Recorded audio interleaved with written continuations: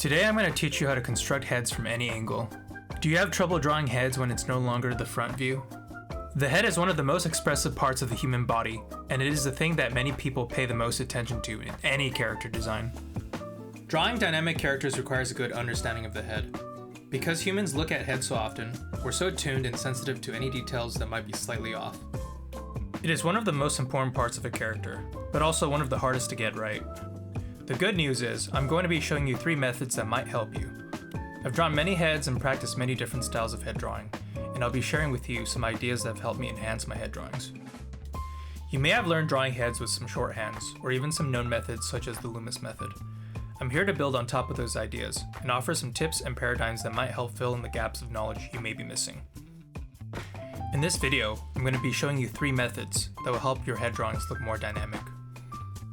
These ideas aren't entirely new. They're syntheses of methods I've learned from teachers and older drawing manuals. What I've done is distill those approaches into something simpler and easier to understand. If nothing, I hope this gives you a fresh way to see and construct the head. This will be our lesson plan for today. I recommend watching this in chronological order, but you can also skip around if you ever want to review certain sections.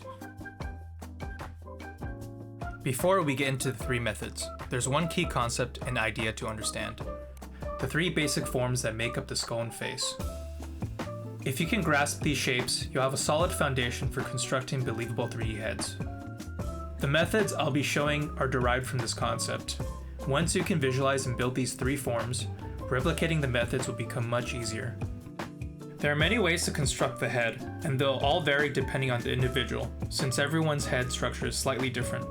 Still, nearly all skulls can be broken down into these same 3 shapes. What we're essentially building is what artists call a mannequin, a simplified mental model for constructing complex forms.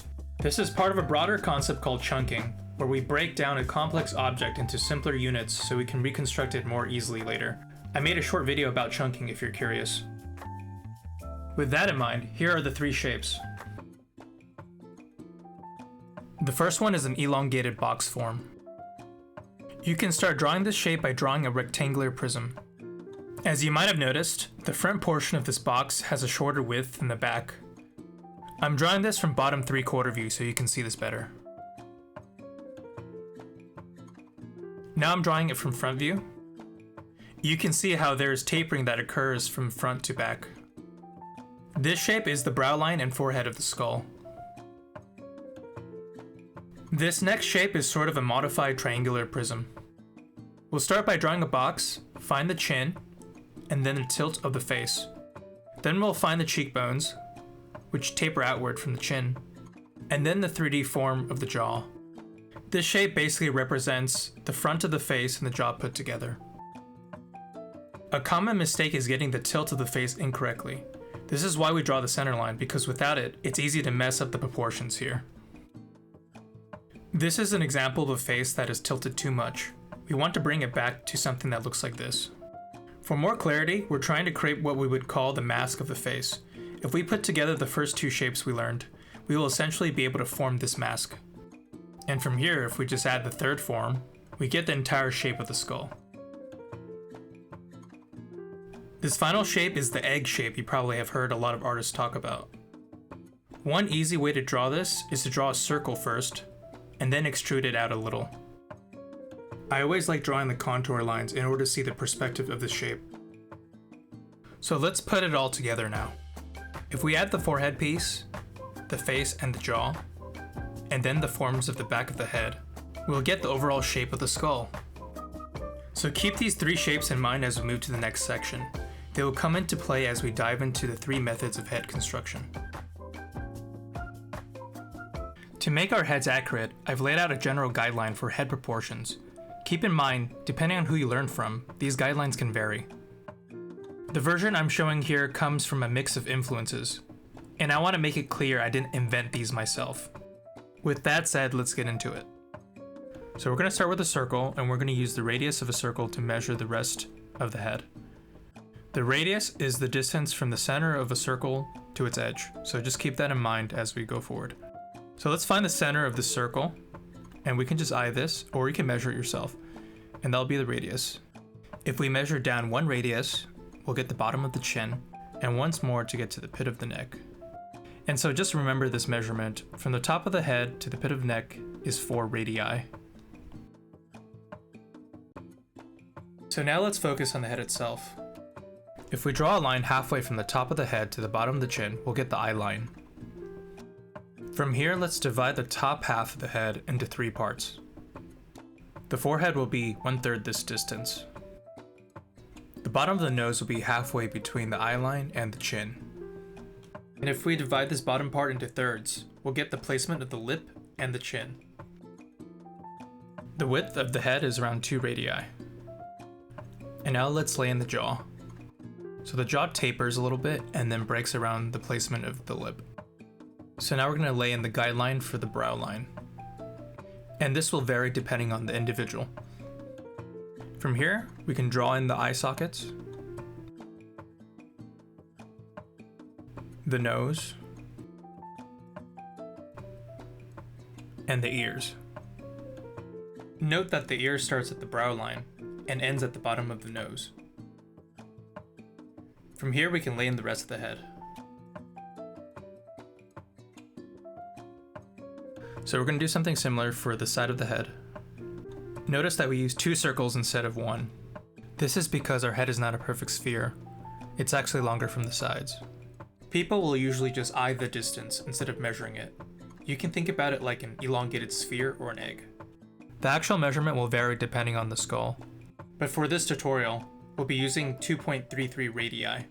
The measurements for the side view will carry over from the front view, so we'll just lay that in right now. And for the placement of the eye socket, it's about 1/5 the radius from the side of the head. And that's it. These are the guidelines we're going to be working with when we get into head construction. Before we jump into this first method, let's keep it simple. You know who secretly mastered perspective? If you said Steve from Minecraft, you're absolutely right. His head is literally a cube. And if you can rotate that cube in space, you can rotate a head. I like using Steve as an example because the head, at its core, is a primitive cube. Sure, the skull has more planes and complexity, but the cube teaches you the essence, the front, side, and rotation. So if the box method I'm about to show you feels tricky, start with Steve. Practice boxes in 1, 2, and 3-point perspective until you get comfortable drawing them in 3D space. Once you grasp that, dividing and layering forms on top becomes second nature. Alright, let's dive into the actual method. So for this method, you want to start off with a cube, and you want to draw this cube to the perspective of how you want the head to look. Make sure the initial cube you draw is as close to the proportion of a true cube. Otherwise, this may throw off the overall proportion of your head when fully constructed. Next, we can find the distance of half of the cube and project it downward to find the bottom of the chin.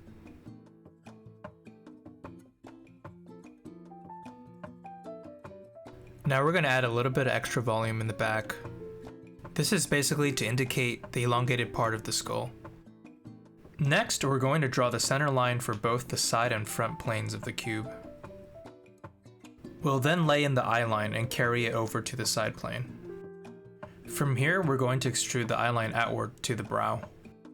Then we'll find the center line of the brow, and then lay in the cheekbones. We will continue to build the forms above the head, the forehead, and also the back of the skull.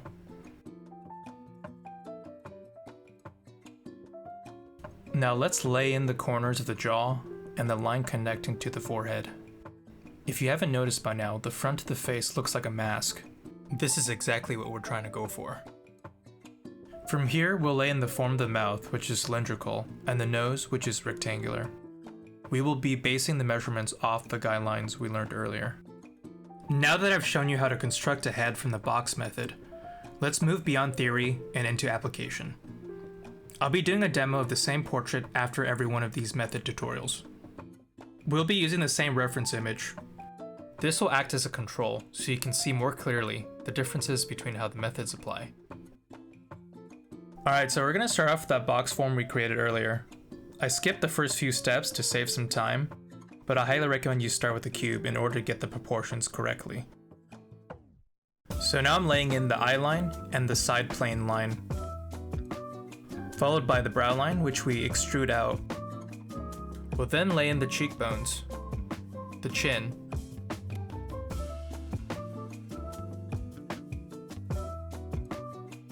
and then the forehead, and then we're gonna close off that front shape that looks like a mask. From here, we'll draw on the back of the skull, making sure to follow the perspective of our cube. Now I'm laying in the nose, and then the curvature of the mouth. As a bonus, I'm drawing in the plane of the chin. From here, we'll just fill in the more tertiary forms of the face. Notice I draw in the center line of the mouth. This is important as we can project the contour of the form of the lips.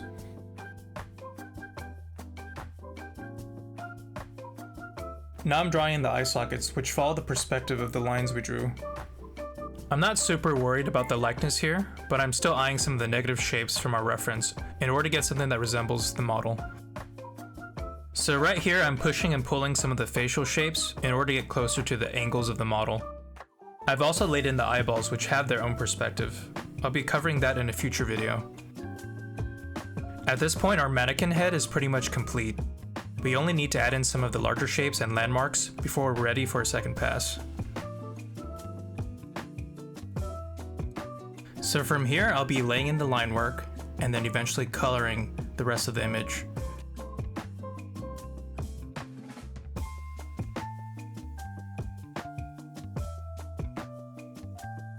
And that is how we construct a head with the box method. So that wasn't too bad, I hope. If you're having trouble with this, it's all part of the process. Do not expect to get it the first time because most artists do not. Again, if you find yourself struggling, start simpler. There's no shame in practicing the cube first. And hey, if this has been clicking for you so far, or if you've actually learned something new, consider subscribing so you don't lose track of the next lessons. I'm building out a full series on how to draw, as well as design theory, and it only gets better from here. With that said, let's get back to the program. Alright, boxes teach us structure, but are there other ways to construct the head? Yes, and this next one is inspired by Loomis. It is blended with the 3 foundational forms we learned earlier. So we're going to start with the brow line this time instead of the eye line, and then draw the side plane line. Then we're going to draw a circle on the side plane, and then extrude out to form a cylinder. You want to make sure the cylinder isn't too long because this is how wide the skull is going to be from front view. From this brow line, we're going to extrude inward alongside the circle. This is different than how we previously extruded the brow line outward from the eye line in the previous method. From here, we're going to find the center line and draw the vertical axis of the face, keeping in mind the direction and the tilt of the face. We're then going to plot the points for the nose and the chin. Then we'll draw in both sides of the cheek. We're going to find the center of the circle, and then that's where we're going to bring down the corner of the jaw. Note that as we extend the back of the skull later, we'll have to update the center line of the side plane, which would push the start of the jaw a bit back. From here, we'll extend the back of the head and draw in that box form of the back of the skull.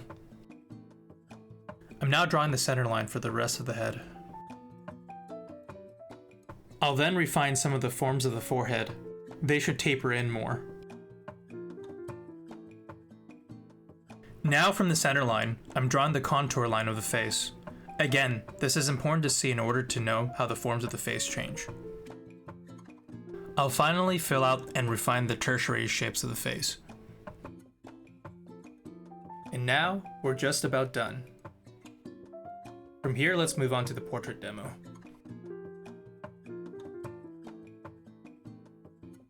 So we'll start with the brow line, and then the side plane line. And then we'll draw the circle and extrude it into a cylinder. Now we're extruding inward to the eye line, and drawing the vertical axis of the face, and laying in the measurements for the nose, chin, and cheekbone. We'll then lay in the corners of the jaw, refine the arch of the brow line, and begin extruding the nose and mouth. I'm now laying in the tertiary shapes of the face.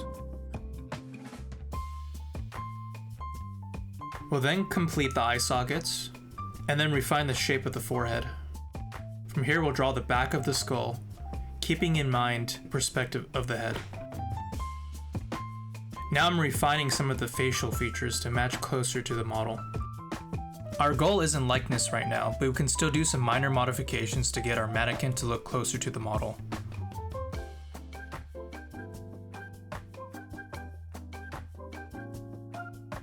We'll plop in the eyeballs and keep in mind the form and perspective of the eyes. Our mannequin is now complete, and we can move on to line work and coloring.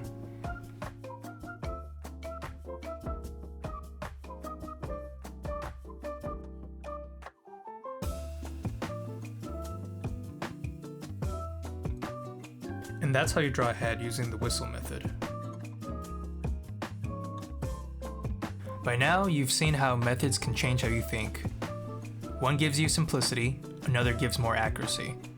What matters isn't picking one, it's understanding why it works. Once you see that, you can blend any method or even create one yourself. And this third method is a great example of this. It has no fancy name because it isn't a revolutionary new way of creating the head. It is a mix of many different ones, and it is simply a different way to start and see the head. With that said, let's get into it. We're going to start with the eye line here, and then we're going to find the center line and bring it down. We're going to find the measurements of the nose and chin, and extrude out the eye line to the brow line. From here we'll lay out the cheekbones, and then form the shape of the mask we talked about earlier. From the cheekbone we'll draw out the perspective of the side plane, and then eventually the back of the head. I'm making sure to continue finishing drawing the center line. And as a bonus, we'll draw out the neck, which is basically a cylinder. From here, I'm going to further divide the guidelines for the nose and the mouth based on the guidelines we learned earlier. Then I'll extrude out the shape of the nose, add in the eye sockets, and then draw in the shape of the mouth. It's important to make sure you're thinking of the contour of the face when drawing the center line. Now I'm adding in the tertiary shapes of the lips, and then modeling out some of the cheekbone as an added bonus. From here I'm refining some of the tertiary shapes of the nose, and then also refine the perspective of the chin, the cheek, and the forehead. I'm using the perspective line we drew earlier from the side plane to project out the ear. As you can see, this method isn't too different from the other two methods we learned. Having said that, it may come more naturally to you when you decide to try it. Now let's move on to the portrait demo.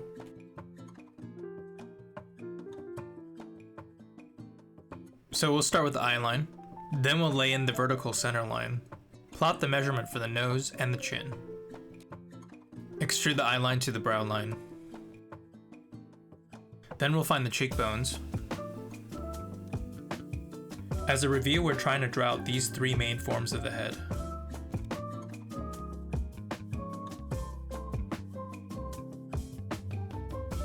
Find the forehead, and then the corner of the jaw, creating that mask.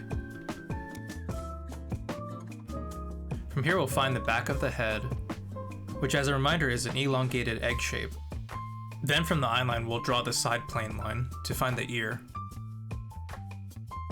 Then extend the center line. Then I'll plot out the measurements of the nose, the lips, and the chin, drawing that cylindrical shape around the mouth.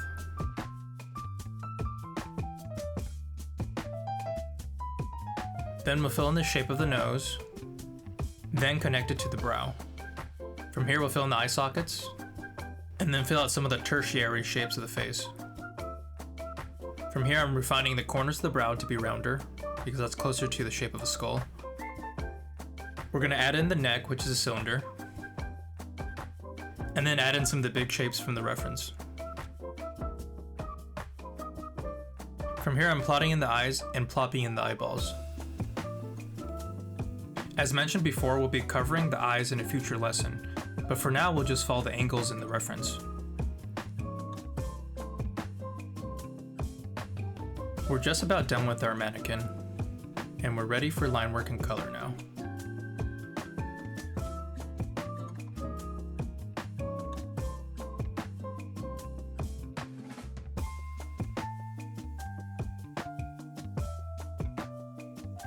And that's how we draw the head using the mask method.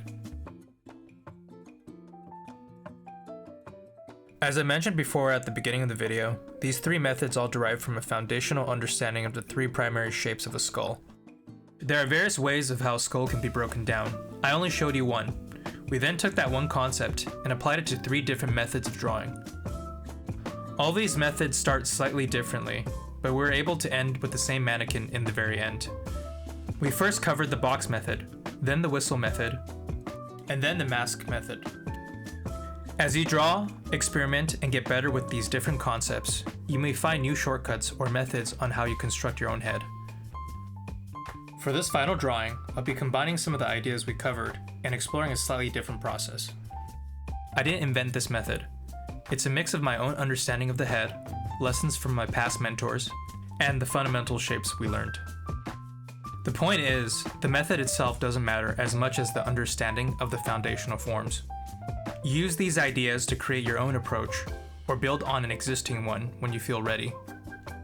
Now that you have an understanding of head drawing, let's talk about some common pitfalls and mistakes that can be avoided. The first common mistake is not making the side of the head long enough.